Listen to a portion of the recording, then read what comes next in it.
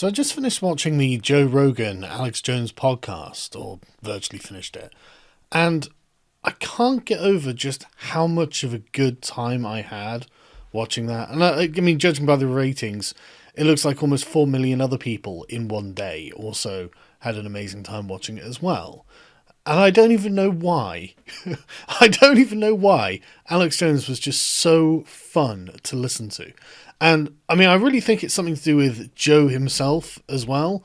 Because normally when it's just him on his show on his own, I've seen a couple of episodes, but I didn't find it very interesting. And, I basically wait for the meme clips to come out and watch them going around because they're the most interesting bits.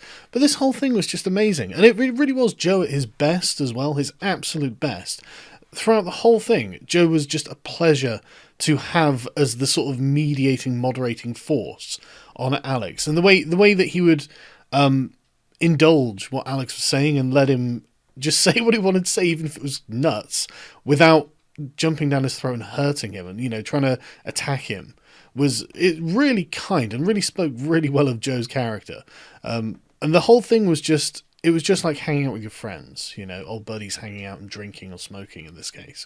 And it was a really, really good time. And so I'm not surprised that there are some people who are just not very happy about that.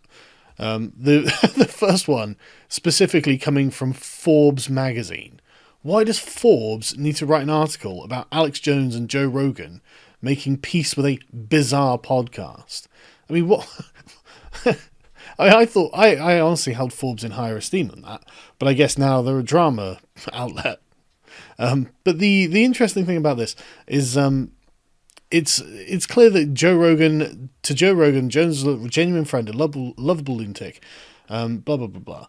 But to justify inviting the controversial conspiracy theorist onto the podcast, Rogan made sure to walk Jones through an apology for that whole Sandy Hook affair, practically holding Jones's hand to keep him from meandering into his interdimensional child molester theories. Yeah, that's one of the reasons why Jones is so fun to listen to. You have no idea what's going to come out of his mouth next. It could be anything. Who knows what thing is going to literally here's a bunch of stuff that is kind of true if looked at in one light, but not accurate if taken as a whole, encompass it with other things. So it's just like, you just don't know what he's going to say. And it's just amazing. But, but yeah, so he goes on, and this is very interesting. Like, it was interesting to see how Jones portrays himself as a victim of unfair media coverage, as a man simply examining events from every possible angle. Somehow his delusions always heavily support alt-right talking points, but that's just a coincidence surely. Look, Alex Jones is not alt-right. He will never be anything like alt-right. Alex Jones will just get more libertarian, but this is, like, you can't suggest that Alex Jones has had fair media coverage. The only person in history who's had less fair media coverage than Alex Jones is Donald Trump, who happens to be a friend and has been on Alex Jones's show. So, it's he is definitely the victim of unfair media coverage. I mean, he kept going on about how they said that he thought Sandy Hook was fake, when he was like, look, I don't think it was fake.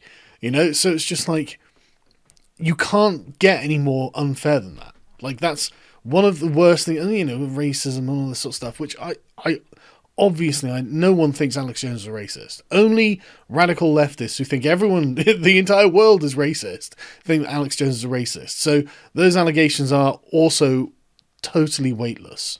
They have nothing to them. But yeah, it's very interesting how they're just really dismissive, and they really are annoyed by the fact that Alex Jones is allowed on. Listening to Jones's barrage of mouth diarrhea, an imaginative blend of Nazis, aliens, human hybrids, blah, blah, blah, one is left with the impression that we live in a terrifying, chaotic world crushed under the weight of the rich and powerful. Well, that's kind of true, isn't it? Like, we do live in a terrifying, chaotic world, and I guess when I say we, surely the leftist, socialist types would surely say we are being crushed under the weight of the rich and powerful. I mean, let's ask Alexandria Ocasio-Cortez. How does she feel about that? She'd be like, well, yeah, of course. And the world is terrifying and chaotic. So, okay, it's just different interpretations on how it's terrifying and chaotic, really, isn't it? But another interesting one was on Market Watch. for some reason, where Alex Jones completely loses it again during Marathon Joe Rogan podcast. It's like, well, duh, it's Alex Jones. It's why we're watching. And then something called Joe, again, Alex Jones on a podcast. Dextro, never heard it. They quashed their beef, though. Who knows? Maybe this is some kind of drama website. I have no idea. Oh, it's a video game website. And Newsweek, of all places, have actually written about this. Alex Jones, Joe Rogan war leads to conspiracy theory meltdown, blah, blah, blah, blah. Right. Just angry as anything. And they really don't like Alex Jones. They just really don't like him. It's like they're taking a character seriously. That's how I feel about it. It's like they're taking a performance seriously. Basically, the whole thing is them just trying to defend the Ralph Northam scandal about the abortion up to the point of birth and what would happen afterwards and whatnot and whatnot. Morally indefensible, and I don't really care about Newsweek's opinion on it. And I really expected to see a vast amount of blue check marks dominating a search for, say, Joe Rogan and Alex Jones. But weirdly, it's not. Weirdly, it's just people who absolutely loved it. The blue check marks are conspicuous in their absence, in fact. The number of news articles about this is conspicuous in its absence. There is hardly anything about this, which is really surprising given how it would take 5 minutes for your average verified checkmark to fire off a dozen articles about the things that Alex Jones, just the cavalcade of things that came out of Alex Jones's mouth and Joe Rogan's reactions to them, or lack of challenge to a lot of it and things like this. Not that I think that Joe did anything wrong, obviously. I had a great time listening to the entire thing, but I know how they're going to see it, and they're going to be like, I can't believe he let him say blah, blah, blah, blah, blah, uncontested. So, right, okay. Where are you? Why have you all shut up? What is it about Alex Jones going on Joe Rogan that was so successful, that has just effectively just made you... I mean, look, the only thing I could really find... Not that, but that's hilarious. Like, the only thing I could really find is this guy, and only 139 likes on his tweet from a massively shared tweet here. Why would you give this maniac a platform? And someone's replied, the same reason Twitter gives you a platform, free speech. Good reply. It was actually really difficult to find anything, but eventually after just searching for Joe Rogan, I managed to find a few things. I don't know who Nathan Bernard is. Should we check? Nathan Bernard, a free speech activist at Bernard Media. I found that ironic. Joe Rogan is currently interviewing Alex Jones about the master race and deep state. The master race? What, the aliens that control the greys? Is that the master race? Why are you making it sound like it's racist? He's not talking about human races, is he? This is why Rogan is considered a gateway to the alt-right. He platforms their fever dream conspiracies frequently. Dumbass. Alex Jones isn't alt-right. Joe Rogan is not a gateway to the alt-right. They're not even talking about humans. Like, just enjoy yourself, for Christ's sake. For the love of God. But David Packman, Alex Jones gish gallops a lot, and it's hard to think through each claim. Would be great to have some counterpoint / alternative discuss. Yeah, I'm sure it would, but there's really no point, is there? I mean, why on earth would you? Like, just enjoy the experience that it is, man.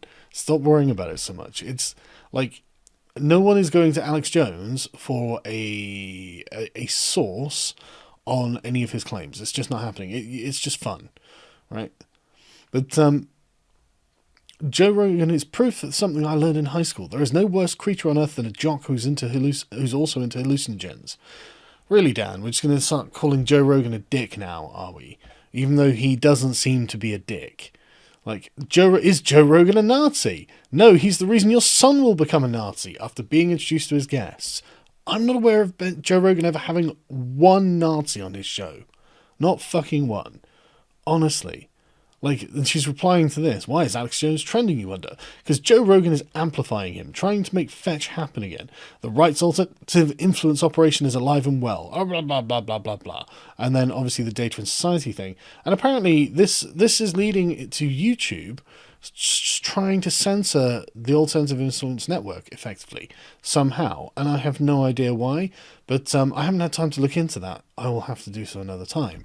But like, basically, that's fucking us. That's us that they are intent on censoring because they can't stand that Joe Rogan talked to Alex Jones for 4 hours and had a good time, and everyone else had a good time, and the annoying, bossy, irritating, insufferable, do-gooder, stuck-up kids who suck up to the fucking teacher all day, every day, are here to ruin everyone's fun. Don't forget that.